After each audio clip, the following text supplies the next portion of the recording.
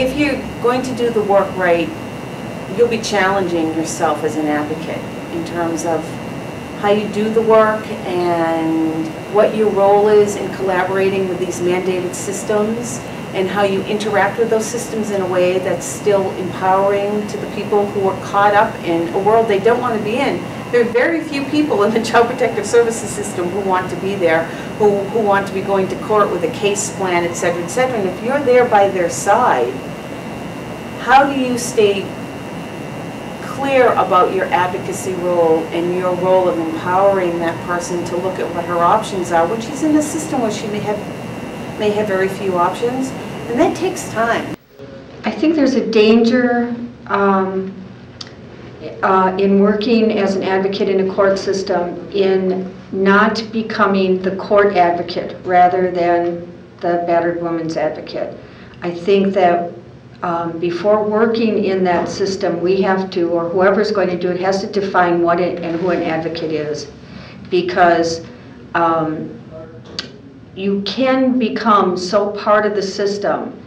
that what your role becomes is making the court system a smoother process,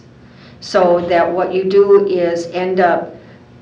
truly in a compassionate way, but trying to get women to obey what they have to obey, because the end result will be loss of her children if she doesn't. I think checking in with other advocates is really important, because otherwise it's very easy, and we learn this from the co-located staff, it's very easy to get co-opted into the other system and to start seeing things from the point of view of those mandatory systems. And you need to look to your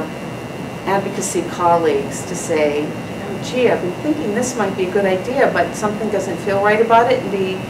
ready to hear them when they say, well, what doesn't feel right about that is you're totally selling out battered women, and you know what I mean? You have to build in the time and resources